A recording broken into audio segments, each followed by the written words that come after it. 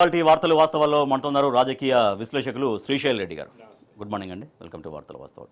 ఇక తెలంగాణ తల్లి విగ్రహ ఆవిష్కరణకు నిన్న బీఆర్ఎస్ అధినేత కేసీఆర్కి ఆహ్వానం ఇచ్చారు మంత్రి పొన్నం ప్రభాకర్. అయితే తెలంగాణ తల్లి విగ్రహంలో మార్పులు చేసిన దాన్ని ఎవరు కూడా స్వాగతించే పరిస్థితి లేదు. నిన్న రాష్ట్ర వ్యాప్తంగా అనేక చోట్ల తెలంగాణ తల్లి విగ్రహ మార్పులపైన నిరసన కూడా వ్యక్తం చేశారు తెలంగాణ ఉద్యమకారులు, తెలంగాణ ప్రజలు. అసలు ఎవరు అడిగారని, ఎందుకు తెలంగాణ తల్లి విగ్రహంలో మార్పులు తీసుకొచ్చారు, ఇవాళ రెండు విగ్రహాల మధ్య పోటాపోటీగా ప్రజల్లో ఒక రకమైనటువంటి విద్వేషాలని రెచ్చగొట్టే ప్రయత్నం ప్రభుత్వం చేస్తోందంటూ ఆగ్రహం వ్యక్తం చేస్తున్నారు. అయితే అన్నింటినీ అడ్డుకుంటే అభివృద్ధి ఎట్లా అంటూ నిన్న ముఖ్యమంత్రి రేవంత్ రెడ్డి ప్రశ్నించారు నల్లగొండ బహిరంగ సభలో.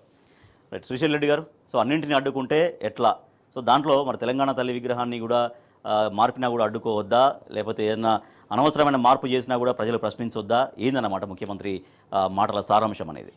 ఇప్పుడు నేను ఇక్కడికి ముందుగా అందరికీ నమస్తే. నేను టీవీ స్టూడియోకి వస్తూ సెక్రటేరియట్ మీదుగా వచ్చిన. మొత్తం అన్నీ ఈ ప్రజాపాలన సందర్భంగా మొత్తం గుడారాలు అవి అన్నీ వేసిండ్రు. దాంట్లో మొత్తం భారతదేశానికి సంబంధించిన అన్ని ప్రాంతాల ఫుడ్ స్టాల్స్ ఏవో ఏర్పాటు చేశారు. అక్కడ ఆ ఆహారానికి సంబంధించి తప్ప వేరే ఇంట్రెస్టింగ్ కార్యక్రమాలు ఏం లేవు. ప్రజాపాలన ఎందుకు డొల్లగా ఉందంటే ఈరోజు చాలా స్పష్టంగా ఫ్రీ బస్సు తప్ప ఇంకా ఏ ఒక్క హామీ నెరవేర్చలేదు రేవంత్ రెడ్డి ప్రభుత్వం అని గ్రామీణంలో ఉన్న మహిళలు చెప్తా ఉన్నారు, పేద మహిళలు చెప్తా ఉన్నారు. నిన్న బీబీసీ ఛానల్ ఉన్నంత వరకు చాలా క్రెడిబుల్ ఛానల్ అండి, అది ఇంటర్నేషనల్ బ్రిటిష్ బ్రాడ్కాస్టింగ్ కార్పొరేషన్ వాళ్ళది. బీబీసీ ఛానల్ వాళ్ళు కూడా నిన్న ఒక సంవత్సర పాలన మీద ఒక కథనం వాళ్ళు ఇచ్చిండ్రు. దాంట్లో కూడా చాలా స్పష్టంగా రేవంత్ రెడ్డి ప్రభుత్వము అన్ని రంగాల్లో విఫలమైందనేది ఒకటి. రెండోది, ఈ ముఖ్యమంత్రికి ఎంతసేపు నెక్స్ట్ డే హెడ్లైన్లో నేను ఉండాలి, ఇంకెవరు ఉండొద్దు, నా మాట ఉండాలి అనే ఒక దూకుడు మీద పోతున్నాడు తప్ప ఇంకొకటి ఏమీ లేదు. కాబట్టి ఏంటంటే ఈ అన్నిటినీ అడ్డుకోవడము అనేది అయితే ముఖ్యమంత్రి ఏదో ఆయన పెద్దగా ఏదో చేసినట్టుగా మాట్లాడుతున్నాడు తప్ప, ఇది ఉదాహరణకు తీసుకోండి రాజేష్ గారు, తెలంగాణ తల్లి విగ్రహమే తీసుకోండి. తెలంగాణ తల్లి విగ్రహం బీఆర్ఎస్ పార్టీ నాయకులు, కార్యకర్తలు వీళ్ళ అభిప్రాయాలు వదిలేయండి, కాసేపు పక్కన పెట్టండి. మామూలు జనాలు సోషల్ మీడియాలో విపరీతమైన ట్రాలింగ్ చేస్తూ ఉన్నారు. గతంలో ఉన్న తెలంగాణ తల్లి విగ్రహానికి ఇప్పుడున్న తెలంగాణ తల్లి విగ్రహానికి సారూప్యాలు, విభేదాలు ఏమున్నాయనేది విపరీతంగా సమాజంలో చర్చ నడుస్తూ ఉన్నది. ఇప్పుడు వీళ్ళు చూపిస్తున్న తెలంగాణ తల్లి కేటీఆర్ గారు చెప్పినట్టుగా ఒక హస్తం గుర్తుకి ఓటేయండి అని చెప్తున్న కాంగ్రెస్ పార్టీ తల్లిలాగా ఉంది. కానీ ఒక రకంగా కొంచెం సోనియా గాంధీని పోలి ఉన్నదేమో కానీ తెలంగాణ తల్లి అయితే కాదు, చేతిలో బతుకమ్మ లేదు. రెండోది రాజేష్ గారు, చాలా కీలకమైన విషయం, విగ్రహాలు అనేవి ఒక జాతికి ఒక స్ఫూర్తిని, ఉత్తేజాన్ని కలిగించేవి. ఇప్పుడు కేసీఆర్ గారు 125 అడుగుల అంబేద్కర్ విగ్రహం పెట్టిన, నరేంద్ర మోడీ గారు చాలా పెద్ద వల్లభాయ్ పటేల్ విగ్రహం పెట్టిన, ఇదే తెలంగాణలో ముచ్చర్లలో సమతామూర్తి విగ్రహం పెట్టిన, దాని వెనకాల కేసీఆర్ గారి దార్శనికత ఇవన్నీ కూడా తీసుకున్నా కూడా విగ్రహాలు ఎందుకు పెడతామంటే ఒక జాతికి ఉత్తేజం కలిగించాలి. ఇప్పుడు రామానుజుడు ఉన్నాడు, ఆయన తాత్విక చింతన ఏంది, భారతదేశానికి ఏం అందించాడు, అవి గుర్తు రావాలని అది పెడతారు. వల్లభాయ్ పటేలు ఈ స్వాతంత్రం వచ్చిన తర్వాత యూనియన్ల విలీనంలో ఆయన కీలక పాత్ర పోషించాడు అన్న ఉద్దేశంతో ఆయనను పెడతారు. తెలంగాణ తల్లి కానీ ఎవరైనా కూడా ఉత్తేజం కలిగించాలి. ఇప్పుడు భారీ విగ్రహం అయినా అంబేద్కర్ విగ్రహమే, చిన్న విగ్రహం అయినా అంబేద్కర్ విగ్రహమే. అంటే భారీ విగ్రహం వల్ల ఏమైందంటే మీరు అన్నట్టుగా ఒక రకమైన స్ఫూర్తి, ఒక రకమైన ఆరాధన భావం అనేది మరింత ఆగస్టు 15 జెండా ఇక్కడ టేబుల్ మీద పెట్టుకుంటామా, చాలా ఉన్నతంగా ఎగరేస్తామా, ఎందుకంటే స్ఫూర్తి అది. కానీ తెలంగాణ తల్లి విగ్రహము సామాన్య గ్రామీణ మహిళను పోలి ఉండాలి అనేది ఒక కాన్సెప్ట్ తీసుకొచ్చారు. సామాన్య గ్రామీణ మహిళ ఎవరు అన్ని బంగారు నగలు వేసుకోరు రాజేష్ గారు, ఆ విగ్రహంలో చూపిస్తున్నట్టుగా ఎవరు వేసుకోరు. అవి సంపన్న మహిళ, ఆమె సామాన్య గ్రామీణ మహిళ కాదు. తెలంగాణని ఆమె ఏమి ప్రతిబింబించడం లేదు, బతుకమ్మ లేదు చేతిలో. సో కాబట్టి ఏంటంటే నేను కేసీఆర్ గారికి అప్పీల్ కూడా చేస్తున్నా, దయచేసి ఎవరైనా మీకు సలహా ఇస్తారేమో, పొన్నం ప్రభాకర్ గారు అక్కడ దాకా వచ్చిరు, ప్రోటోకాల్ ఆఫీసర్లు వచ్చిరు, మిమ్మల్ని ఇన్వైట్ చేసిరు, పోదాం సార్ అని ఎవరైనా అంటారేమో, దయచేసి మీరు వెళ్ళకూడదని నేను విజ్ఞప్తి చేస్తున్నా కేసీఆర్ గారికి. ఎందుకంటే తెలంగాణను అవమానిస్తూ ఉన్నారు, పోనీ అంటే తెలంగాణ పాత తెలంగాణ spirit ని, అమరులను అవమానిస్తున్నారు. అంటే పోనీ పాత తెలంగాణ తల్లి విగ్రహంలో అంత ఆడంబరాలు ఏం కనిపిస్తున్నాయంటే తీసేయాల్సి, కేవలం ఒక బతుకమ్మ తీసేశారు, ఒక కిరీటం తీసేశారు. ఇప్పుడు కిరీటం అంటే రాజేష్ గారు ఈ రేవంత్ రెడ్డికి తెలివిలేక అంటున్నాడు తప్ప అదేమి రాచరిక చిహ్నం కాదు. ఇప్పుడు అగ్రతాంబులానికి ఇప్పుడు అంబేద్కర్ గారి మీద కూడా చాలా విమర్శలు వచ్చినాయి. మీరేందండి, మీరు బహుజనులు అంటారు, దళితులు అంటారు, మరి మీరేమో ఫుల్గా కోట్ వేసుకుంటారు అని అంటే ఆయన ఒక మాట చెప్తారు, అనిహిలేషన్ ఆఫ్ క్యాస్ట్లో. ఆయన ఏం చెప్తారంటే, నా బహుజనులు, నా జాతి అడుక్కు తినే వాళ్ళగా ఉండకూడదు, మంచిగా దర్పంగా ఉండాలి, బాగా సంపాదించుకోవాలి, బాగా బతకాలని చెప్తారు. అట్లుండాలి కదా దార్శనికత. ఈ పేద ఏడుపులేంది? ప్లస్ పేద ఏడుపులు అంటూనే వాళ్ళు సామాన్యులు అంటూనే చాలా రిచ్ మహిళను అక్కడ నిలబెట్టిరు వాళ్ళు. కానీ తెలంగాణ తల్లి, గతంలో కూర్చిన తెలంగాణ తల్లి మీరు చూడంగానే ఒక ఆరాధ్య భావం వస్తుంది ఖచ్చితంగా. అవును, ఇప్పుడు ముగ్గురమ్మల మూలపుటమ్మ అని పార్వతీదేవిని మనం పొగుడుతాం కదా, చూడంగానే ఒక భక్తిభావం ఉప్పొంగాలి, ఒక స్ఫూర్తి కలగాలి, ఒక ప్రేరణ కలగాలి. అసలు ఆ అభిప్రాయాలు ఏమీ రావడం లేదు. తెలంగాణ తల్లిని చూస్తే అది కాంగ్రెస్ పార్టీ, సోనియా గాంధీ గుర్తు రావడం తప్ప, December 9కి ఆమె పుట్టినరోజు తప్ప కనపడడం లేదు. అన్నిటిని అడ్డుకుంటే అభివృద్ధి ఎట్లా చేయాలి, బీఆర్ఎస్ వాళ్ళు ప్రతిదాన్ని అడ్డుకుంటున్నారు, మా ముందుకు వెళ్ళని ఇవ్వట్లేరు అనేది ముఖ్యమంత్రి మాట్లాడుతున్నారు. నిన్న విజయోత్సవ సభలో, నల్గొండ బహిరంగ సభలో కూడా అదే మాట్లాడారు. అన్నిటినీ అడ్డుకోవడం అంటే ఇప్పుడు ఈయన ఏం చేయాలి, తన సొంత నియోజకవర్గం కొడంగల్, లగచర్లకు పోవాలి. ముఖ్యమంత్రి గారు ఒకరే పోవాలి.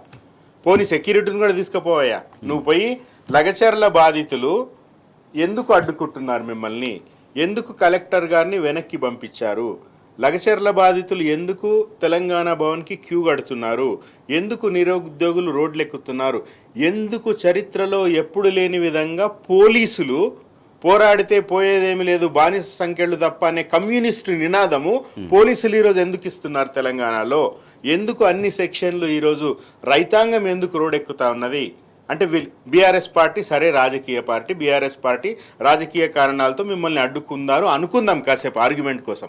మరి జనాలు ఎందుకు అడ్డుకుంటున్నారు? సో జనాలలో గనక ఆ అగ్రెషన్ లేకపోతే బీఆర్ఎస్ పార్టీ ఎందుకు అడ్డుకుంటుంది? బీఆర్ఎస్ పార్టీకి వాళ్ళని అడ్డుకోవాల్సిన ఒక బాధ్యత కానీ ఆ ధైర్యం కానీ ఎవరిస్తున్నారు? ప్రజలే ఇస్తున్నారు. మీ పరిపాలననే దానికి కారణం. మీరు ముందు ఈ సంవత్సరము నిండిన సందర్భంగా అయినా రేవంత్ రెడ్డి గారు మీరు కళ్ళు తెరవండి. ప్రజల్లో తీవ్రమైన ఆగ్రహం ఉన్నది, దాన్ని మీరు సవరించుకోండి, సరి చేసుకోండి. రాబోయే 2వ ఏట మీరు ఎంటర్ అవుతున్నారు. భవిష్యత్తులోనైనా మీరేమన్నా కొంచెము మీ పార్టీని కానీ తెలంగాణని కానీ రక్షించుకునే పనులు చేస్తారేమో మీరు ఆలోచించుకోండి. ఇదే ఒక టేక్ హోమ్ మెసేజ్ సంవత్సర పాలన ముగిసే తరంగా మీరు తీసుకోవాలని. నిన్న లగచర్ల బాధితులు కూడా తెలంగాణ భవన్లో కేటీఆర్ గారిని కలిశారు. సో ఎట్టి పరిస్థితుల్లో మేము భూములు ఇవ్వం, ఫార్మా కంపెనీకే కాదు, ఇప్పుడు ఇండస్ట్రీలు అంటున్నారు, ఇంకోటి అంటున్నారు, దేని పేరునైనా కూడా లాక్కునేది మా భూములే కాబట్టి మా భూములు పంట పండే భూములు మేము ఇచ్చే పరిస్థితి లేదు, మాకు అండగా నిలవండి అంటూ నిన్న కేటీఆర్ గారిని లగచర్ల వాసులు కలిశారు. సో వాళ్ళ మనోభావాలు, వాళ్ళ ఆలోచనలు ఏం చెప్తున్నాయి లగచర్ల?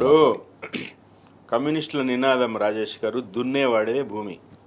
కాంగ్రెస్ పార్టీ నినాదం తన్నేవాడిదే భూమి. తన్ని భూములు తీసుకోండి అని చాలా మౌఖికమైన ఆదేశాలు రేవంత్ రెడ్డి ప్రభుత్వం ఇచ్చేసింది. కాబట్టి ఏంటంటే ఈరోజు ఒకవైపు ఈ నిరసనలు ఎక్కువైతున్నాయి, బీఆర్ఎస్ పార్టీ తెలంగాణ భవన్కి క్యూ కడుతున్నారు, మన ఏదో పుట్టి ముంచేటట్టుంది, స్థానిక సంస్థల ఎన్నికలు రాబోతున్నాయి, పైన అధిష్టానం ఏదో అక్షింతలు వేస్తూ ఉన్నట్టుంది. వీటన్నిటి వల్ల ఏం చేసిరు, మొన్న భూసేకరణ నోటిఫికేషన్ ఉపసంహరిస్తున్నాము లగచర్లలో, పోలేపల్లిలో అని చెప్పారు. అది ఒక పక్కా మోసం. అది ఎందుకంటే మొత్తం 1394 ఎకరాలలో వీళ్ళు ఉపసంహరించింది ఓన్లీ సగమే, ఇంకా హకింపేట అట్లాగే ఉన్నది. ఆ తర్వాత కూడా వాళ్ళు స్పష్టంగా రేవంత్ రెడ్డి కావచ్చు, వాళ్ళ కుటుంబ వాళ్ళ సోదరులు కావచ్చు, ఖచ్చితంగా కొడంగల్ అభివృద్ధి కావద్దా, ఇక్కడ పారిశ్రామిక కారిడార్ వస్తుంది అని చెప్తా ఉన్నారు. అది యాక్చువల్గా ఫార్మాకి సంబంధించిన ఒక ఫార్మా, అది సిటీనా ఫార్మా సెజ్జా వాళ్ళ అల్లుడి కోసం ప్లాన్ చేస్తున్న అంశం అది. సో అది చాలా స్పష్టం అయిపోయింది. కాబట్టి ఈరోజు లగచర్ల బాధితులు మనము చూసినాం రాజేష్ గారు, మీడియాలో చూసినాం, వాట్సాప్లలో సోషల్ మీడియాలో సర్క్యులేట్ అయినాయి. ఎంత టెర్రరైజ్ చేసిరు జనాల్ని, గ్రామీణ మహిళల్ని, పేదల్ని, గర్భిణీ స్త్రీలని ఎంత టెర్రరైజ్ చేసిరు. ఒక అమ్మాయి వచ్చి నేను నిండు గర్భిణిగా ఉన్నాను, నన్ను దూషించి మా ఆయన్ని జైలుకి పట్టుకుపోయినరు అని తెలంగాణ భవన్కి వచ్చి కేటీఆర్ గారి ముందు మొడబెట్టుకుంటుంది అంటే అది కేటీఆర్ చెప్తే చేస్తారా వాళ్ళు? చేయరు. వాళ్ళు లేదా స్వతహాగా బీఆర్ఎస్ పార్టీ వాళ్ళు కాంగ్రెస్ మంత్రులు ఆరోపిస్తున్నట్టుగా వాళ్ళు పెయిడ్ ఆర్టిస్ట్లా? వాళ్ళకి ఆ బాధ ఉంటుంది కాబట్టి సహజంగా వాళ్ళు ఒకటి మాట్లాడగలుగుతారు. ఒకటి నీకు పాలన శాత కాదు, రెండు నువ్వు భూములు లాక్కుంటున్నావు. నువ్వు చేయాల్సింది కేసీఆర్ ఏదైతే అన్ని వ్యవస్థల్ని సెటప్ చేసి ఉన్నారో వాటిని సవ్యంగా నడిపించడం చేతగాక మొత్తం విధ్వంసం సృష్టిస్తూ ప్రజలు తిరుగుబాటు చేస్తే అమానవీయంగా పరిహాసంగా వాళ్ళు పెయిడ్ ఆర్టిస్ట్ని అవమానిస్తారు. ఇంతకంటే అమానవీయమైన ప్రభుత్వం ఎక్కడైనా ఉంటుంది రాజేష్ గారు? రైట్. ప్రస్తుతం మనతో జాయిన్ అయ్యారు బీఆర్ఎస్ పార్టీ సీనియర్ నాయకులు మన్నె క్రిషాంక్ గారు. ఎస్ క్రిషాంక్ గారు, గుడ్ మార్నింగ్. క్రిషాంక్ గారు, యువతకు ఉద్యోగాలు ఇచ్చి మేము రుణం తీర్చుకుంటున్నాము, ఏం చేద్దామన్నా బీఆర్ఎస్ మమ్మల్ని అడ్డుకుంటుంది, ఇట్లా అయితే రాష్ట్రం ఎట్లా ముందుకు పోవాలనేది నిన్న ముఖ్యమంత్రి రేవంత్ రెడ్డి నల్గొండ సభలో విజయోత్సవ సభలో ప్రశ్నిస్తున్నారు. సో అంటే ఏం చేద్దామంటే ఏం అడ్డుకుంటున్నారు అనేది ముఖ్యమంత్రి ఉద్దేశం. వాళ్ళలాగా కేసీఆర్ గారు ప్రభుత్వం నోటిఫికేషన్ ఇస్తే పోయి కేసులు వేయలేదు కదా, నేరుగా కాంగ్రెస్ నాయకులు పోయి కేసులు వేసినట్టు బీఆర్ఎస్ నాయకులు అయితే కేసులు వేయలేదు కదా. ఇచ్చిన ప్రతి నోటిఫికేషన్ కూడా అసలు ఇవాళటి వరకు వాళ్ళు చెప్పుకుంటున్న 50,000 ఉద్యోగాలు ఏదైతే ఉన్నాయో అవి కేసీఆర్ గారు ఇచ్చినాయి. 2022 నుంచి ఏదైతే నోటిఫికేషన్స్ అంటే దానికంటే ముందు ఇచ్చిన ఉద్యోగాలు ఒక ఎత్తు అయితే ఆ ఒక్క సంవత్సరంన్నరలోనే 50,000 ఉద్యోగాలు కేసీఆర్ గారి ప్రభుత్వం భర్తీ చేపట్టింది. నోటిఫికేషన్లు అయినాయి, ఎగ్జామ్లు కండక్ట్ అయినాయి, ఎగ్జామ్లు కండక్ట్ అయిన తర్వాత సర్టిఫికేట్ వెరిఫికేషన్ అయింది. దాన్ని నువ్వు ఇవాళ అంటే ఒక ట్రెండ్ ఎట్లా మొదలు పెడుతున్నావు రేవంత్ రెడ్డి, ఒకటి విచిత్రంగా ఉన్నది. చూడండి, కేసీఆర్ గారు ఒక బెంచ్ మార్క్ సెట్ చేశారు, ఒక పాలన అంటే ఇట్లా ఉండాలని. ఏనాడు ప్రభుత్వ కార్యక్రమంలో కేసీఆర్ గారిని ఇక్కడ కూడా మీరు గులాబీ కండువాతో మీకు కనబడరు. ఎందుకంటే ఒక చీఫ్ మినిస్టర్ రాష్ట్రానికి అందరికీ ముఖ్యమంత్రిగా ఉండాలని. ఈయనే మొన్న పెద్దపల్లి సభలో ప్రభుత్వ సభలో కాంగ్రెస్ కండువా వేసుకుని ఉన్నాడు. ఈ మనిషి మారేటట్టు లేడు అని పెద్దగా మనం కూడా దాన్ని పట్టించుకోలేదు. ఇంకోటి, ఇక్కడ కూడా ముఖ్యమంత్రి స్థాయిలో ఆ కుర్చీకి గౌరవం ఇచ్చిండ్రు, కాంట్రిబ్యూట్ చేసిరు కేసీఆర్ గారు. కానీ నువ్వు ఇవాళ ప్రతిరోజు ముఖ్యమంత్రి హోదాలో ఉండి పిల్లల ముంగట, చిన్న పిల్లల ముంగట, స్టాఫ్ నర్సుల ముంగట, పోలీస్ వాళ్ళ ముంగట నువ్వు ఏం చేస్తున్నావు? అయితే కేసీఆర్ గారిని తిడతావు, కేటీఆర్ గారిని తిడతావు, హరీష్ గారిని తిడతావు, లేదంటే సోషల్ మీడియా మీద పడతావు, ఎంతసేపు తిట్లే. సో ఇవాళ నిజంగా కూడా మీరు గమనించండి, ఏ సెగ్మెంట్ సంతోషంగా ఉంది? అడ్డంకులు అనేది బీఆర్ఎస్ సృష్టించింది కాదు, బీఆర్ఎస్ మాట్లాడింది కాదు. మీరు మీ ప్రభుత్వ వైఫల్యమే. ఇవాళ లిస్ట్ తీసుకుంటే అసలు ఒక డజన్ ఇట్లా చేతిలో చెప్పేసేయచ్చు ఇమీడియట్గా. మూసి 150,000 కోట్లు నువ్వే అనౌన్స్ చేసినావు. అసలు ఒక డిపిఆర్ లేకముందే పోయి ఇల్లు కూల్చివేతలు కూడా మొదలుపెట్టినావు, మార్కింగ్ చేసినావు, ఇల్లు కూల్చివేతలు చేసినావు. నంబర్ 1. చేనేతలు మీ నాయకుడు కదా, వాళ్ళను కాండంలు అమ్ముకోండి, మీరు ఇది వీవింగ్ వదిలేసేయండి, చేనేత వదిలేసేయండి, కాండంలు అమ్ముకోండి అని. నంబర్ 2, రైతు బంధు విషయం మీద స్పష్టత లేదు. అడిగితే కోమటిరెడ్డి వెంకటరెడ్డి గారు లాంటి వాళ్ళు చెప్పుతోని కొడతాము అని అంటారు. రుణమాఫీ విషయం మీద ఇవాళకి రుణమాఫీ పూర్తి కాలేదు, కానీ మీరు అనౌన్స్ చేసుకొని దేశవ్యాప్తంగా అయిపోయిందని పార్లమెంట్లలో కూడా చెప్పేస్తారు మీరు. 4, 5 కొడంగల్ రైతులు, గిరిజన రైతులు, మీ నియోజకవర్గం ఇవాళటి వరకు నువ్వు పోయి వాళ్ళతో మాట్లాడే పరిస్థితి లేదు. అక్కడ వాళ్ళ మీద దాడులు చేసినావు, అక్కడ మహిళలు చెప్తున్నారు వాళ్ళ మీద దాడులు అయినాయి. హైడ్రా వచ్చి కంటతడి పెట్టుకున్నారండి, వాళ్ళు ఇక్కడికి వచ్చి కంటతడి పెట్టుకున్నారు. మేము లోన్లు తీసుకొని ఇల్లులు కట్టుకుంటే ఇలా ఇల్లు లేదు, ఇల్లు నువ్వు వచ్చి కూల్చేసినావు, నోటీస్ కూడా మాకు ఇవ్వవు. మీ అన్నకేమో నోటీసులు ఆ సమయం ఇస్తావు, 45 రోజుల గడువు ఇస్తావు, కానీ మా విషయానికి వచ్చేసరికి నువ్వు ఇల్లు కూల్చేసినావు, ఇప్పుడు మేము లోన్లు లేని ఇల్లుకు లోన్లు కట్టుకోవాలన్నా అని హైడ్రా బాధితులు వాళ్ళు మాట్లాడుతున్నారు.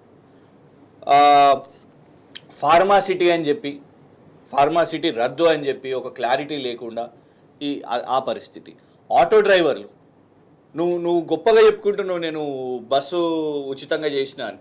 నిజానికి 20-30 వేల టికెట్ నువ్వు అది ఫ్రీ అని అంటున్నావు, కానీ అదే మహిళలకు నువ్వు 2,500 రూపాయలు ఇస్తా అన్నావు కదా నెలకు.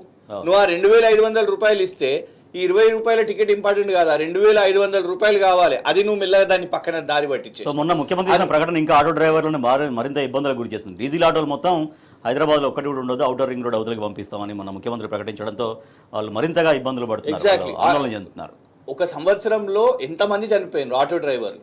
నువ్వు 12,000 రూపాయలు ఏదో 12,000 రూపాయలు అది కూడా ఇవ్వలేదు వాళ్ళ. కనీసం ఎవరికి ఎక్స్గ్రేషియా కాదు, దాని గురించి కూడా నువ్వు మాట్లాడతలేవు. ఆటో డ్రైవర్ల ఇష్యూ సో ఇప్పటికి మీరు చూడండి ఇట్లా 8 ఇష్యూస్ మీకు ఐడెంటిఫై. గురుకుల పాఠశాలల్లో ఇవాళ అసలు ఎడ్యుకేషన్ కూడా ఆయన డిపార్ట్మెంట్లోనే ఉంది. ఇవాళ వరకు ఒక రివ్యూ మీటింగ్ చేయలేదు. తల్లిదండ్రులు వాళ్ళు, ఎందుకంటే కేసీఆర్ గారి ప్రభుత్వంలో ప్రీమియర్ ఇన్స్టిట్యూషన్స్, ఐఐఎంస్ ఇట్లాంటి ఇన్స్టిట్యూషన్స్కి వాళ్ళు వెళ్ళిండ్రు, అడ్మిషన్స్ వచ్చినాయి. దాన్ని నువ్వు నీరు గార్చడానికి, దాన్ని వాళ్ళ డైవర్ట్ చేయడానికి, కానీ మీరు చెప్పినట్టుగా ఇటువంటి ఇష్యూస్ చాలా ఉన్నాయి అడ్రస్ చేయాల్సినవి, కానీ అనవసరమైన విషయాలు ముందుకు తీసుకురావడం. అశోక్ నగర్ యువత నంబర్ 10 అశోక్ నగర్ యువత లాఠీ చార్జ్, వాళ్ళ మీద లాఠీ చార్జ్ చేసినాం. నంబర్ 11 పోలీస్ బెటాలియన్ల కుటుంబం ఏకంగా డిస్మిస్ చేసి పడేసినాం. ఇది చూడండి ఇంత హ్యాండ్ఫుల్ గా ఇవి పక్కన పెట్టి అనవసరమైన వాటివి అంటే అదాని సిమెంట్ వద్దంటున్నారు రామన్నపేట్, ఇగో 12 డజన్. తెలంగాణ తల్లి విగ్రహం మార్పులు అంటే ఎవరు కోరుకోనివి మాత్రమే ముందు పెట్టి ఇటువంటి ఇష్యూస్ అన్ని పక్కకు పోయే విధంగా ప్రభుత్వం వివరిస్తున్నటువంటి విమర్శ. అంటే వాళ్ళకు ఒకటి ఏంటిదంటే కేసీఆర్ గారి ఆనవాళ్ళు మేము చెరిపేస్తాము అని తీసుకొని వచ్చిన క్రమంలో ఈయనకు ఒకటి ఏంటిది అని అంటే ఎట్లా డిస్టర్బ్ చేయాలి, ఎట్ ద సేమ్ టైం నేను కాంగ్రెస్ పార్టీని ప్లీజ్ చేయాలి, తెలంగాణ ప్రజలను ప్లీజ్ చేయాలని పనిచేస్తలేడు. నువ్వు తెలంగాణ ప్రజలను ప్లీజ్ చేయి, సంతోషపడతాం. నువ్వు కాంగ్రెస్ పార్టీని ప్లీజ్ చేసే పనిలో ఉన్నావు. ఫస్ట్ ఏం చేసినావు నువ్వు డైవర్ట్ అవ్వడానికి? అసలు యాక్చువల్లీ ఆయన లిస్టులో ఇది లేకుండే, ఒకటి తెలంగాణ తల్లిని మార్చేయాలి, రాజీవ్ గాంధీ గారి విగ్రహాన్ని తీసుకొని వచ్చారు. రాజీవ్ గాంధీ విగ్రహాన్ని అక్కడ పెట్టిన తర్వాత తెలంగాణ సమాజం అందరూ కూడా అరే ఇది ఇక్కడ తెలంగాణ తల్లి విగ్రహం రావాలి కదా. అందులో ఇప్పుడు ఏం చేసిండు, హస్తం గుర్తు. ఈ మరీ ఇంత దిగజారుడా, అసలు ఆ సచివాలయం నువ్వు కట్టించలేదు, నువ్వు దానికి వ్యతిరేకంగా ఉండే ఆ సచివాలయానికి. ఆ సచివాలయం ఒక ఐకానిక్ బిల్డింగ్ అయ్యి వల్ల బాబాసాహెబ్ అంబేద్కర్ గారి పేరుతో ఉన్నది. బాబాసాహెబ్ అంబేద్కర్ గారి పేరు మీద ఉన్న సచివాలయంలో నువ్వు హస్తం గుర్తున్న కాంగ్రెస్ తల్లిని పెడితే ఇవాళ అసలు ఆయనకు చరిత్ర తెలుసా? ఆ కిరీటం ఏదైతున్నదో ఆయన ఏదో మాట్లాడుతున్నాడు కిరీటం అని, ఆ కిరీటంలో ఉన్న వజ్రం మన ప్రైడ్ ఆఫ్ హైదరాబాద్, మన దగ్గర లేదు, బ్రిటిష్లో ఉన్నది, అది కోహినూర్ వజ్రం. అందులో అంటే ఒక్కొక్క ఏదైతే అందులో ఉందో ఆ క్యారెక్టరిస్టిక్ అది తెలంగాణ హిస్టరీని ఎక్స్ప్లెయిన్ చేసే విధంగా ఉన్నది. దాన్ని వాళ్ళ పక్కన పెట్టేసి కాంగ్రెస్ తల్లిని తీసుకొని వచ్చి ఏం కాకముందే ఒకటే సంవత్సరంలో కాంగ్రెస్ ప్రజాపాలన విజయోత్సవాలు అని చెప్పి రికార్డింగ్ డాన్స్లు అండి. అవును, ఆ వీడియోస్ మీకు పంపించినాను, దయచేసి ప్రజలు కూడా చూడాలి. సో ఇది మనం కార్టూన్ చూస్తున్నాం కృష్ణ గారు. మార్పు అంటే ఫస్ట్ టైం లోగోలో మార్పు, తర్వాత వాహన రిజిస్ట్రేషన్ కోడ్ టీఎస్ నుంచి టీజీకి వచ్చింది, తర్వాత తెలంగాణ తల్లి రూపురేఖల మార్పు. సో ఇట్లా తెలంగాణ మ్యాప్ కూడా హస్తం మ్యాప్ లాగా మార్చడం కుదరదు సార్ అంటూ అధికారులు ముఖ్యమంత్రికి చెప్తున్నట్టుగా తెలంగాణ రాష్ట్ర మ్యాప్ను ఇలా మార్చడం కుదరదు సార్ అంటూ ఒక కార్టూన్తో చెప్తున్నటువంటి పరిస్థితి. నేను నిన్న ఒక వెబ్సైట్ చూసినానండి, legal website, Indian Kanoon case మైన్ ఇవి చూసినాను. అందులో చూస్తున్న క్రమంలో స్క్రోల్ చేస్తుంటే ఎప్పుడో కాదు నిన్న చూస్తూ ఉంటే ఇవాళటి వరకు అందులో తెలంగాణ హైకోర్టు అనే ఆప్షన్ లేదు, ఆంధ్రప్రదేశ్ హైకోర్టు అనే ఉంది. ఎందుకు చెప్తున్నాను అంటే కొన్ని సంవత్సరాలు కూడా మనకు తెలంగాణ స్టేట్ అనేది కేంద్ర ప్రభుత్వ వెబ్సైట్స్లో లేదు. ఎందుకు చెప్తున్నాను దీనికి కారణం అంటే అసలు కేసీఆర్ గారు టీఎస్ పెట్టడానికి ఏంటంటే మనం ఉద్యమ సమయంలో ఎప్పుడు కూడా సమైక్యవాదులు ఒక ప్రాంతం అని అంటుండే, తెలంగాణ ఒక ప్రాంతం అని అంటుండే. కేసీఆర్ గారు వాదన ఏంటంటే అసలు హైదరాబాద్ ముందు ఒక దేశం ఉండే, ఇట్ వాజ్ అ ప్రావిన్స్, ఒక దేశం ఉండే, తర్వాత మనం ఒక రాష్ట్రం, అంటే ఒక రాష్ట్రం అని ఈ దేశ ప్రజల్లోకి వెళ్ళాలి అని అంటే అది టీజీ కాదు, టీఎస్ అంటే అని తెలంగాణ స్టేట్ అని ఒక ముంబై వాళ్ళు, తెలంగాణ స్టేట్ అని ఒక ఢిల్లీ వాళ్ళు. ఎందుకంటే మనము ఢిల్లీకి వెళ్ళినప్పుడు కూడా మనను మద్రాసీసే ఆయే తో మద్రాసే ఆయే అని ఇట్లా అంటుండే. సో తెలంగాణ స్టేట్ అని ఒక ఊత పదం, ఒక రాష్ట్రం అయింది, ఒక రాష్ట్రం ఉంది అని దేశంలో అందరికి తెలియాలనే కారణంతో ఇంత ఆలోచన లేని రేవంత్ రెడ్డి వచ్చి రాగానే ఏదో టీజీ అని చేసి. రైట్, సుశీల్ రెడ్డి గారు అది నేను మొన్న ఎవరు రాసింది సోషల్ మీడియాలో, రూపు మార్చడం కాదు రూపు మాపడం అని, తెలంగాణని రూపు మాపడం, అది రేవంత్ రెడ్డి లక్ష్యం. ఇప్పుడు యాక్చువల్గా ఏం జరుగుతుందంటే ఇందాక క్రిషాంక్ అని చెప్పినట్టుగా ఆయన కాంగ్రెస్ అధిష్టానాన్ని ప్లీజ్ చేయాలనుకుంటున్నాడు. ఎందుకు ప్లీజ్ చేయాలనుకుంటున్నాడు? కాంగ్రెస్ అధిష్టానానికి ఒక అపనమ్మకం ఏర్పడింది రేవంత్ రెడ్డి మీద, ఈయన మెల్లమెల్లగా పార్టీని ముంచేసి బీజేపీ వైపు తీసుకుపోతాడనే అపనమ్మకము కాంగ్రెస్ అధిష్టానంలో ఏర్పడింది. సో కాబట్టి ఇప్పుడు ఆయన ఆ కరెక్షన్ చేసుకోవడం కోసం, నేను వీర విధేయుడని చెప్పుకోవడం కోసం ఆడ ఢిల్లీకి పోతే రాహుల్ గాంధీ సోనియా గాంధీ ఎవరు కలుస్తలేరినని నేను చెప్తున్నా, మీరు రాసి పెట్టుకోండి. డిసెంబర్ 9 నాడు ప్రోగ్రామ్స్ కూడా రాహుల్, సోనియా, ప్రియాంక ఎవరు రారు. అంతగా వాళ్ళకి ఈయన మీద అనుమానం ఉంది, బీజేపీకి తాకట్టు పెట్టేస్తాడు పార్టీనని. కాబట్టే ఈరోజు ఆయన అదేంటది అనుమానం వచ్చిన భార్యని ప్రసన్నం చేసుకోవడం కోసం భర్త తంటాలు పడుతుంటాడు కదా, ఆ టైప్లో చేస్తున్నాడు తప్ప ఏమీ లేదు. ఇది పూర్తిగా డొల్ల పాలన ఉన్నది, పూర్తిగా అన్యాయంగా ఆయన పరిపాలిస్తూ ఉన్నాడు అనేది చాలా స్పష్టంగా ఉన్నది. రైట్ కృష్ణ గారు, ఇప్పటికే రాష్ట్ర ప్రభుత్వం 1 year కంప్లీట్ చేసుకుంది. 1 year కంప్లీట్ చేసుకున్న తర్వాత డెఫినెట్గా ప్రజల పక్షాన బీఆర్ఎస్ పార్టీ మరింతగా ముందుకు సాగుతుందని చెప్తున్నారు. రేపటి నుంచి అసెంబ్లీ సమావేశాలు కూడా జరగబోతున్నాయి. సో ఎట్లా ఉండే అవకాశం ఉంది వైఖరి 6 గ్యారెంటీల విషయం కావచ్చు, హామీల విషయంలో కావచ్చు, ప్రజాపాలన జరుగుతున్న తీరుకు సంబంధించి? డెఫినెట్గా బీఆర్ఎస్ పార్టీ స్పెసిఫిక్గా ఈ 1 yearలో ఒకటి, ప్రతిపక్ష నాయకునిగా గౌరవ కేసీఆర్ గారు హుందాతనాన్ని ఈ ప్రభుత్వానికి గడువిచ్చిండ్రు. ఈ ప్రభుత్వం ఎందుకంటే మీరు చూడండి ఎంత కాంట్రడిక్షన్ అంటే, రేవంత్ రెడ్డి ఇటు కేటీఆర్ గారు, హరీష్ రావు గారు ఎందుకు ఇంత తొందరపడుతున్నారు, ఎందుకు మాట్లాడుతున్నారు, మమ్మల్ని ఎందుకు నిలదీస్తున్నారు, మాకు సమయం ఇవ్వరా అని చాలా చెత్త పేర్లతోని వారిని ఉద్దేశిస్తూ మాట్లాడుతున్నారు. ఇటు కేసీఆర్ గారినేమో కేసీఆర్ గారు ఎందుకు మాట్లాడతలేరు, కేసీఆర్ గారు రావాలి, కేసీఆర్ గారు మాట్లాడాలి. కన్ఫ్యూజన్లో ఉన్నది రేవంత్ రెడ్డి.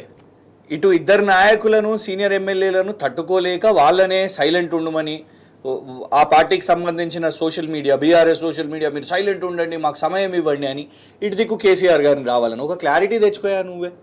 ఇంకోటి, ఫస్ట్ ఒక బడ్జెట్ రిలీజ్ చేసిరు, ఆ బడ్జెట్లో ఏం లేదు అని అర్థమైపోయింది, అందుకే దాన్ని ట్రాష్ అని చెప్పారు. కేసీఆర్ గారు మాట్లాడలేదు. ఇలా ప్రజలే అంటున్నారు రండి, ఇంకా కేసీఆర్ గారు రండి మాట్లాడండి అనేసి అంటున్నారు. కాబట్టి ఆ సిచ్యువేషన్ ఇవాళ ప్రజలే, వాళ్ళకి అర్థమైపోయింది ఈ పాలనలో ఏం లేదు అనేసి. అండ్ ఎక్కడ కూడా బీఆర్ఎస్ అవుట్ ఆఫ్ ఇష్యూస్ మాట్లాడలేదు. నీలాగా వ్యక్తిగతంగా మేము పేగులు వేసుకొని మెడలో తిరుగుతాము, ఆనవాళ్ళు లేకుండా చేస్తాము, వ్యక్తిగతంగా ఎప్పుడు కూడా మాట్లాడలేదు. ప్రతి ఒక్క అంశం అసెంబ్లీలో వచ్చిన బ్రహ్మాండమైన ఇష్యూస్ని రేస్ చేస్తే అట్లాంటి ప్రెషర్లో పడ్డది. అదానీది ఇవాళ నువ్వు అదానీ 100 కోట్లు రిటర్న్ చేసినావు అంటే ఆ ప్రెషర్ ఢిల్లీ వరకు హీట్ వచ్చింది. ఎందుకు రాహుల్ గాంధీని కూడా జాతీయ మీడియా ఎందుకు అడిగినారు? ఇప్పుడు కేటీఆర్ గారు ఢిల్లీకి పోయి ప్రెస్ మీట్ పెట్టి 100 కోట్లు ఎట్లా తీసుకుంటారు అదానీ నుంచి? నంబర్ 1. కొడంగల్ రైతులది ఎంత కన్ఫ్యూజన్ చూడండి. ముఖ్యమంత్రి ఏమని అనౌన్స్ చేస్తాడు, అది ఫార్మా కోసం కాదు, అది ఇండస్ట్రియల్ కోసము అని అంటాడు. గెజెట్ బయట చూపెట్టేసరికి బయటపడి, అంటే అంత కన్ఫ్యూజన్లో నీ ప్రభుత్వం ఉన్నది. ఫార్మాసిటీ విషయం మీదే నువ్వు కోర్టుకు ఒకసారి ఇస్తున్నాము, ఒకసారి లేదు చేస్తున్నాము, లేదు క్యాన్సల్ అని చెప్పి మళ్ళీ తర్వాత లేదు ఫార్మాసిటీ ఉంది అని. ప్రభుత్వాన్ని ఎప్పటికప్పుడు బీఆర్ఎస్ ప్రజల పక్షాన్ని నుంచి ఇటు మూసి ఇవాళ హైడ్రా కూల్చివేతలు మొదలు పెట్టిండు. ఎందుకు ఆగింది అది వల్ల? ఎందుకంటే బీఆర్ఎస్ ఇటు ప్రజలు ఇక్కడికి వచ్చి మాకు లీగల్ ఎయిడ్ ఇవ్వండి, మీరు సపోర్ట్ చేయండి అని అన్నప్పుడు ఖచ్చితంగా నిలబడ్డారు. ప్రతి ఒక్క అంశంలో కూడా యువత, అశోక్ నగర్ 55 ఉద్యోగాలు ఇచ్చాం, దేశంలో ఇంత తొందరగా ఉద్యోగాలు ఇచ్చినటువంటి రాష్ట్రం ఎక్కడైనా ఉందా? బీఆర్ఎస్ పార్టీ అయినా చూపించండి, లేదంటే నరేంద్ర మోడీ మీరైనా చూపించండి అంటూ నిన్న ముఖ్యమంత్రి రేవంత్ రెడ్డి మాట్లాడారు. అఫ్కోర్స్ నిన్న బీజేపీ బహిరంగ సభ కూడా ఒకటి జరిగింది. కానీ కేవలం ప్రశ్నించడం వరకే ఉంటుంది తప్పించి అది కూడా పూర్తి స్థాయిలో బీజేపీ ప్రజలు ఆశించిన స్థాయిలో ఫైట్ చేయట్లేదు, ఏదో పైన మాత్రమే మాట్లాడుతుంది అన్నటువంటి చర్చ సాగుతోంది బీజేపీ విషయంలో. ఇప్పుడు నరేంద్ర మోదీ గారే ఇక్కడ ఆర్ఆర్ ట్యాక్స్ ఉంది అని అన్నారు, అవినీతి చేస్తున్నాడు అని అన్నారు. ఇవన్నీ అన్నప్పుడు ఆధారాలతో సహా ఎన్నో కేసులు పెట్టినాం. కేటీఆర్ గారు షోదా కాంట్రాక్ట్ విషయం మీద, అమృత్ కేంద్ర ప్రభుత్వందే కదా, కేంద్ర ప్రభుత్వం కాంట్రాక్ట్ విషయం మీద డీటెయిల్స్ ఇస్తే 1137 కోట్ల గురించి ఇస్తే మరి నువ్వు ఎందుకు విచారణ చేపట్టలేదు? బ్యాంక్ గ్యారంటీలు ఇవాళ నువ్వు Kodangal lift irrigation project Raghava కన్స్ట్రక్షన్స్కి మెగా వాళ్ళకి ఇస్తున్నావు, వాళ్ళ మీద already fake bank guarantees, fraud bank guarantees, Euro Exim bank స్కామ్లో ఇవన్నీ ఉన్నాయనేసి ఇవాళ బయటికి వస్తుంటే దాని మీద ఎందుకు విచారణ చేపడతలేదు? వాళ్ళని ఎందుకు కాపాడతలేదు? ఈడీ వచ్చి రేడ్లు చేసినా కూడా దాని గురించి వాళ్ళ డీటెయిల్స్ బయట పెట్టలేదు. ఇవాళ కాపాడుతున్నది కేంద్ర ప్రభుత్వం అని కనబడుతున్నది. ఇంకొకటి ఏంటిదంటే ఇవాళ ఉద్యోగాల గురించి ఆయన మాట్లాడుతున్నాడు కదా, ఒకటి చెయ్యని దానికి మేము చేసినాం అని చెప్తే మనం కాదు, బీఆర్ఎస్ కాదు, ప్రజల్లోనే వ్యతిరేకత వస్తున్నది.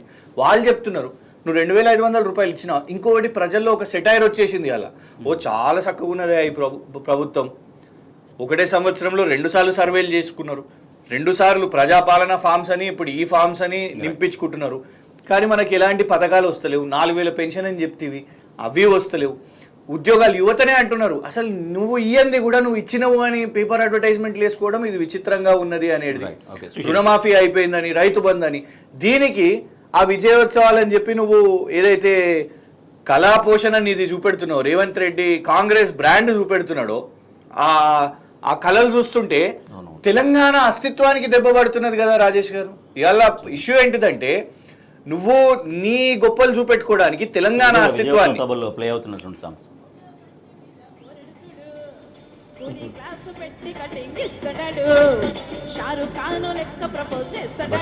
వస్తున్నప్పుడు ఆ పాట తిరుగుతాడు అరే ఓకేయని ఎట్టి బావోయ కూరం పంటడు ఒక్కసారి పడితే మా లెక్క నన్నదయ్యడు ఓకేయని ఎట్టి మా సో అది విజయోత్సవాల్లో పాడుతున్నటువంటి పాటలు ఇవి. అధికారిక కార్యక్రమంలో ఉప ముఖ్యమంత్రి గారు ఉన్న ముఖ్య అతిథిగా ఉన్న నగర మేయర్ ముఖ్య అతిథి ఎల్లారెడ్డి కూడా కళ ఆఫీసుడు ఎర్రారోగా పువ్వు చేతికిచ్చి చూడు అందరి ముందు ఐ లవ్ యూ సెప్పిసుడు పడితే లైన్ లో పడతది లేకపోతే గడతది పోతే ఇజ్జతు పోతది అది పోతే ఇంకొత్తది. ఉద్యమంలో ప్రజా విజయోత్సవాలు సాంస్కృతిక కార్యక్రమాల వేదిక పైన పాడినటువంటి పాటలు. ఉద్యమంలో లేని వాళ్ళ చేతిలో అధికారం పెడితే ఇది ఇవాళ ఇప్పుడు శ్రీశైల అన్న గాయకుడు కాదు, నేను గాయకుడిని కాదు, మీరు కూడా గాయకులు కాదు, కానీ తెలంగాణ గేయాలు తెలంగాణ ఉద్యమ నేపథ్యం అని అనగానే మేము లిస్ట్ ఇట్లా చెప్పగలుగుతాం. అసేదుల్లా, హారతి, కాలగజల సంబంధి అంటే ఇట్లా పాటలు చెప్పుకుంటూ ఉంటే అవి వాస్తవానికి తెలంగాణ పోరాటం గురించి చెప్తుంటాయి, కానీ అందులో కూడా ఒక ఊపు ఒక జోష్ ఉంటుంది. అట్లాంటి పాటలు విన్నాం మనం. కానీ ఇది ఏంటంటే రికార్డింగ్ కల్చర్ ఏంటిదండి మనం ఇప్పుడు ఏం చెప్తున్నాయి ప్రజా విజయోత్సవ సభలు? బట్టి విక్రమార్క ఉప ముఖ్యమంత్రి వస్తున్నప్పుడు లేదా ముఖ్యమంత్రి ఫోటోగ్రాఫర్ బ్యాక్ సైడ్లో ఉన్నప్పుడు ఇటువంటి పాటలు ప్లే చేస్తే తెలంగాణ సమాజం ఏం? ఇప్పుడు కృష్ణంగా చెప్పినట్టుగా తెలంగాణ ఉద్యమాన్ని ఉర్రూతొలగించిన ఎన్నో పాటలు ఉన్నాయి. ఇప్పుడు నిన్న మొన్ననే వాళ్ళే అందశ్రీ గారికి సన్మానం చేసిరు కదా, ఆయనని ఆకాశానికి ఎత్తిరు కదా, ఆయన పాట అయినా పెట్టుకోవచ్చు కదా, జయ జయ హే తెలంగాణ అయినా పెట్టుకోవచ్చు కదా. అయితే మనం ఎవరి నుంచి ఏం ఆశిస్తున్నాం అన్నది మనం ప్రశ్నేసుకోవాలి. రేవంత్ రెడ్డి పాలనలో రేవంత్ రెడ్డి లాంటి ఒక వెకిలి మనిషి ఏలుబడిలో సాంస్కృతిక కార్యక్రమాలంటే గట్లనే ఉంటాయి. చాలా స్పష్టంగా రాజేష్ గారు వాళ్ళు ఏమీ దాచుకోవడం లేదండి. వాళ్ళ తమ నగ్న స్వరూపాన్ని బాహాటంగా ఇప్పుడు ఇందాక మీరు ప్లే చేసిన పాటలో ఒక లైన్ మీరు విన్నారో లేదో, ప్రేక్షకులు కూడా గమనించారు లేదో, పోతే ఇజ్జతు పోతుంది అని ఉంది లైన్లో. అందులో రేవంత్ రెడ్డి కదే అనుకుంటున్నాడు, పోతే ఇజ్జతు పోతుంది. ఏం పోతుంది? తెలంగాణ ఆనవాళ్ళు లేకుండా చేయడం అంటే గిది. ప్రజాపాలన విజయోత్సవాలు 1 సంవత్సరం పూర్తయిన సందర్భంగా తెలంగాణ తల్లి రూపురేఖలు మార్చేసేసి రేవంత్ రెడ్డి ఉత్తగానే కేసీఆర్ ఆనవాళ్ళు లేకుండా చేస్తా అంటే ఆయన ఉద్దేశము తెలంగాణ ఆనవాళ్ళు లేకుండా చేయడమే. ఒక రకంగా బీఆర్ఎస్ శ్రేణులు ఒక రకంగా సంతోషపడాలి, తెలంగాణని కేసీఆర్ని రేవంత్ రెడ్డి విడివిడిగా చూడడం లేదు. మీరు గతంలో ఆయన రేవంత్ రెడ్డి మాట్లాడిన వీడియోలు, గతంలో ఉన్న వీడియోలు తీస్తే కేసీఆర్ లేకపోతే తెలంగాణ వచ్చి ఉండేదే కాదు, కేసీఆరే తెలంగాణకి జాతిపిత స్థాయిలో మాట్లాడిన రేవంత్ రెడ్డి ఈరోజు ఆయన తెలుసో తెలియకో కేసీఆర్ ఆనవాళ్ళు లేకుండా చేసే లక్ష్యంతో తెలంగాణ ఆనవాళ్ళు లేకుండా చేస్తున్నారు. ఈ తెలంగాణ సమాజం దీన్ని గమనిస్తూ ఉన్నది. రాజేష్ గారు, ఈరోజు ఈ సోషల్ మీడియా విస్ఫోటనం తర్వాత ఏది దాస్తే దాగేది కాదు, అందరూ చాలా స్పష్టంగా చేస్తున్నారు. మంచిగా ఉన్న రాష్ట్రాన్ని కుదేలు చేసేసిండు. నువ్వు వస్తానంటే నేను వద్దంటా అనే ఒక సినిమా ఉంది. ఆ సినిమాలో జాగ్రత్త అమ్మ అంటే ఆమె ఎత్తేస్తూ ఉంటుంది, నువ్వు కాపాడవయ్యా వ్యవస్థలంటే విధ్వంసం చేస్తున్నాడు. నిర్మించిన ప్రతిదీ విధ్వంసం చేస్తూ ఉన్నాడు రేవంత్ రెడ్డి. సో ఇది ఆయన అంటే తెలంగాణ మీద ప్రేమ లేదు, ఆయనకు అనుభవం లేదు, ఏదైనా చేయాలి అనే నేను నిలిచిపోవాలి చరిత్రలో అనేది ఒకటి లేదు ఆయనకి. సో కాబట్టి ఏంటంటే మనిషికి రాజేష్ గారు ఒక చిత్తశుద్ధనే ఉండాలి, అవకాశం వచ్చింది చేసి చూపిద్దామన్న తపననే ఉండాలి, లేదా భవిష్యత్తు దృష్టి అనే ఉండాలి. ఇవి ఏవి లేవు రేవంత్ రెడ్డికి. ఎట్టికి ముఖ్యమంత్రి అయ్యిండు, అయిన రేవంత్ రెడ్డిని ముఖ్యమంత్రి చేస్తామని కాంగ్రెస్ పార్టీ చెప్పి ఎలక్షన్ పోతుంటే ఎన్నొస్తుండనే తెలియదు మనకి. సో ఈయన ఎట్టికి ముఖ్యమంత్రి అయ్యిండు, ఎట్టిగా పాలిస్తూ ఉన్నాడు. ఈ రాష్ట్రాన్ని పూర్తిగా సర్వనాశనం చేసేదాకా నేను నిద్రపోనని కంకణం కట్టుకున్నాడు. ఆయన గురువు చంద్రబాబు గారిని ప్రసన్నం చేసుకోవడము. ఇప్పుడు ఎట్లా వాళ్ళు మహాకూటమిలో ఉన్నారు, చంద్రబాబు చక్రమో బొంగరమో ఏవో దిప్పుతా ఉన్నాడు. సో ఈయన కూడా మెల్లిమెల్లిగా ఇందాక కృష్ణాంకన్న చెప్పినట్టుగా నిజంగానే బీజేపీకి ఇంత కోపంగా ఉంటే వాళ్ళు ఎందుకు చర్యలు తీసుకోవడం లేదు? ఎందుకంటే ఇవన్నీ ఆ కుట్రలో భాగమే. వీళ్ళందరూ ఒకటే. అది కాంగ్రెస్ పార్టీ, రాహుల్ గాంధీ కళ్ళు తెరిచి గమనిస్తాడో లేదో అనేది అయితే డౌట్ అయితే ఉంది నాకు. సో కృష్ణ గారు, నిన్న బీజేపీ బహిరంగ సభలో రాష్ట్ర ప్రభుత్వం ఒక గారడి ప్రభుత్వం అన్నారు, అవినీతి ప్రభుత్వం అన్నారు, రకరకాల స్టేట్మెంట్స్ ఉన్నాయి. కానీ చేతల విషయానికి వస్తే అవినీతి జరుగుతుందని తెలిసిన తర్వాత ఎందుకు చర్యలు తీసుకోవట్లేదని బీఆర్ఎస్ పార్టీ మొదటి నుంచి కూడా ప్రశ్నిస్తూ ఉంది బీజేపీ ప్రభుత్వాన్ని. సో ఎందుకు ఏం జరుగుతుంది బీజేపీ స్టేట్మెంట్స్ని, at the same time Congress party వ్యవహరిస్తున్న తీరుని ఏ రకంగా అర్థం చేసుకోవాలి? నేను బండి సంజయ్ గారు అయితే ఏకంగా బీజేపీ ఆయనను ముఖ్యమంత్రి చేసింది అని కూడా అన్నారు కదా, అంత పెద్ద వ్యాఖ్య చెప్పారు. అందుకే కాబోలు వాళ్ళు డిఫెండ్ చేసుకుంటున్నారు. వాళ్ళలో క్లారిటీ కూడా లేదు. మీరు గమనించండి, ఒక్కొక్కసారి కాపాడడానికి వారి రఘునందన్ రావు గారే వస్తారు, ఒకసారి కొందరు క్వశ్చన్ చేస్తే కిషన్ రెడ్డి గారు కూడా సపోర్టివ్గానే చేస్తారు.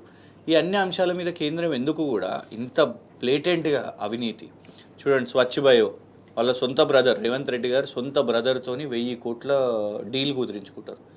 అసలు కేంద్ర ప్రభుత్వం ఏం ఫోకస్ చేయాలి? 1000 కోట్లకు రేవంత్ రెడ్డి గారి కుటుంబం పెరిగిందా? వాళ్ళు ఇక్కడ పెట్టుబడి పెట్టేదాకా 1000 కోట్ల స్థాయికి పెరిగింది అని అంటే వాళ్ళ మీద మరి విచారణ చేపట్టాలి కదా. గతంలో కేసులు కూడా ఉన్నాయి, చాలా స్పష్టంగా దొరికిన కేసులు కూడా ఉన్నాయి. ఇంకోటి ఇదొకటి అయితే, ఇవాళ భూసేకరణ విషయం మీద కూడా, ఎందుకంటే కేంద్ర ప్రభుత్వం నుంచి అనుమతులు తీసుకోవాలి. కానీ మేబీ వాళ్ళ సోదరుడు అక్కడ ఇక్కడ ఒక బెస్ట్ ఫ్రెండ్ సేమ్ కదా, కామన్ ఫ్రెండ్ అని అంటారు, మ్యూచువల్ ఫ్రెండ్ అని అంటారు చూడండి. ఆ మ్యూచువల్ ఫ్రెండ్ అదాని, ఆ అదాని కోసమని రక్షిస్తున్నారా అనేది కూడా మనం చూడాలి. ఇంకొకటి ఏంటిదంటే, ఇవాళ ఏ భారతీయ జనతా పార్టీ వాళ్ళు ప్రధానంగా అవినీతి అని కాంగ్రెస్ మీద కొట్లాడుతున్నప్పుడు మరి ఇక్కడ ఎందుకు వీళ్ళ మీద వాళ్ళ విచారణ సంస్థలు ఎందుకు కూడా, ఒకటేమో రేవంత్ రెడ్డి గారి మీద విచారణ చేపట్టు, పొంగులేటి శ్రీనివాసరెడ్డి గారు అవినీతి మీద విచారణ చేపట్టిన మనం చూసినాం.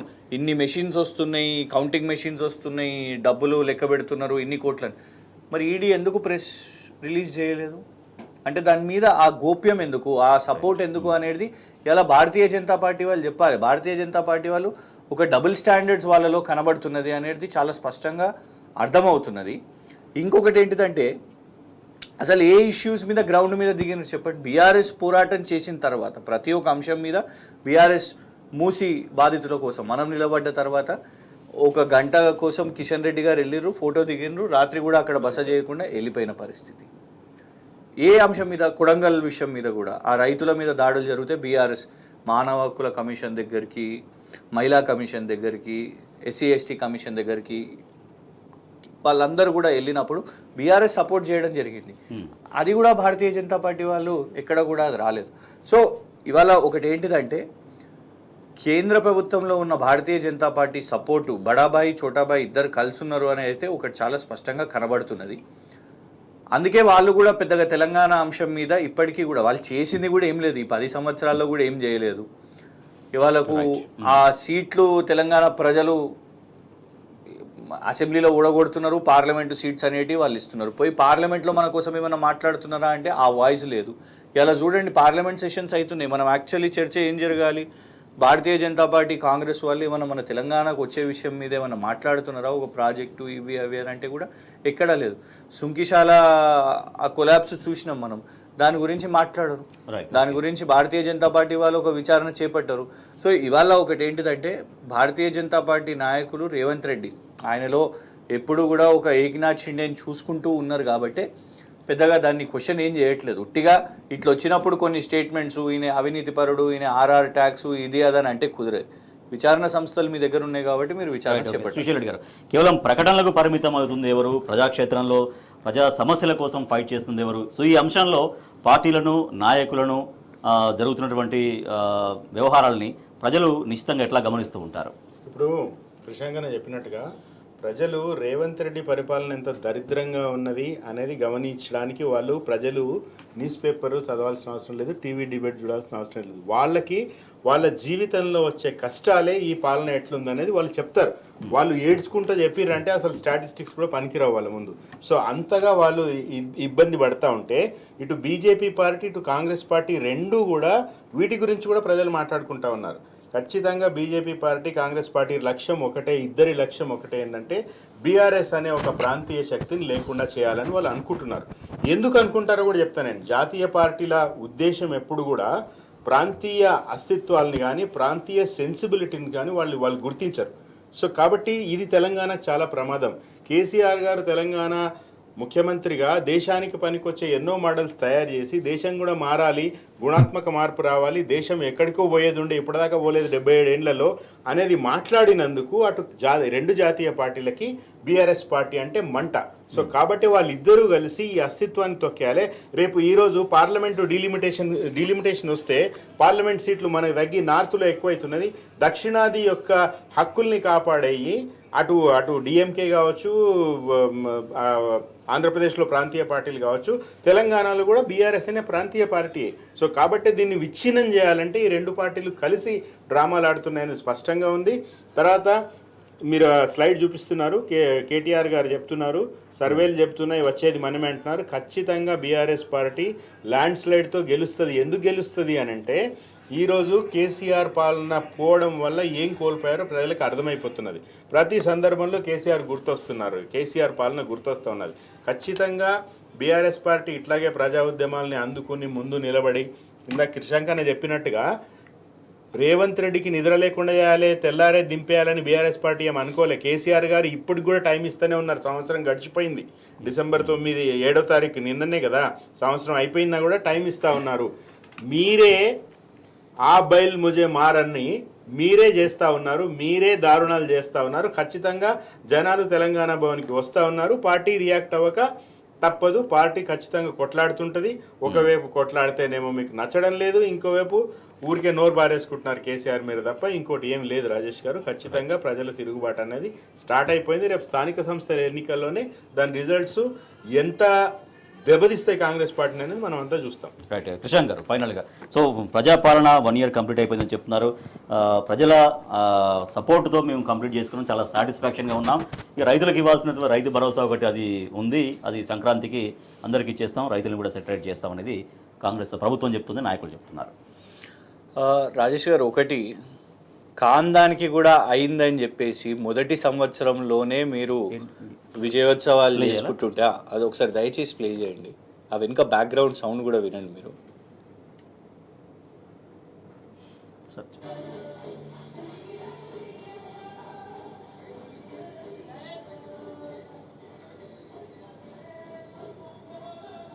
వెనుక పాటలు కూడా వింటూ ఉండండి.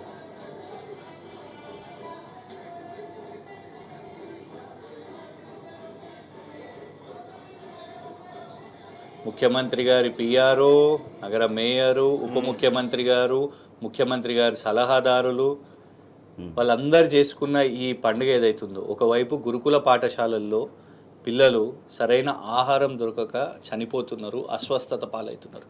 మీరు సరే సంబరాలు చేసుకుంటున్నారు, రికార్డింగ్ డాన్స్ పాటలు పెట్టుకుంటున్నారు. ఇది తెలంగాణ సంస్కృతి అని మీరు తెలంగాణ చరిత్రను, తెలంగాణ అస్తిత్వాన్ని మీరు ఏదైతే అవహేళన చేస్తున్నారో, ఎందుకంటే మీరు ఎవరు కూడా తెలంగాణ ఉద్యమంలో పాల్గొన్నోళ్ళు కాదు, మీకు అవి రావు కూడా, మీకు ఆ కల్చర్ కూడా తెలియదు. కాబట్టి ఒకటేంటిదంటే దానికి ఏదో అయిపోయినట్టు ఆల్రెడీ విజయోత్సవాలు అని చేసుకుంటున్నారు కదా. ఇవాళ రకరకాల సెక్షన్స్లో ప్రజల్లోనే ఒక కోపం అనేది ఉన్నది. ప్రజలు కూడా ఏం ఆలోచిస్తున్నారు అని అంటే, కాకుండానే రుణమాఫీ అయిపోయిందని చెప్పడం ఏంది, ఇయ్యకుండానే రైతు బంధు ఇచ్చేసినట్టు. ఈ సంవత్సరంలో 2 పంటలకు కూడా రైతు బంధు అందలేదు, కానీ అయిపోయింది అనేది అయితే విజయోత్సవాలు చేసుకుంటున్నారో అది డెఫినెట్గా కూడా ప్రజల్లో మా భయం ఏంటంటే, ఒకటి రాజేష్ గారు, ఆక్యుపై ఈజిప్ట్ మొత్తము అందరు కూడా ప్రజలందరూ అక్కడ ఆక్యుపై ఈజిప్ట్ అని ఎట్లయితే చేసారో, ఎస్ అట్లాంటి విప్లవం స్థాయిలో నిజంగా కూడా వీళ్ళు ప్రజలను తప్పుపడుతున్నారు. వీళ్ళు ఏమంటారు తెలుసా, ఇల్లు కూల్చివేతల వాళ్ళు పెయిడ్ ఆర్టిస్టులు డబ్బులు తీసుకొని వీడియోలు చేస్తున్నారు. బీఆర్ఎస్ రెచ్చగొడితేనే వాళ్ళు రైతులు కాదు, బీఆర్ఎస్ కార్యకర్తలు అని కొడంగల్ రైతులను అని అంటారు. చేనేతలు వాళ్ళు మాట్లాడుతుంటే వాళ్ళను కాండంలో అమ్ముకోవాలి అని చెప్తారు.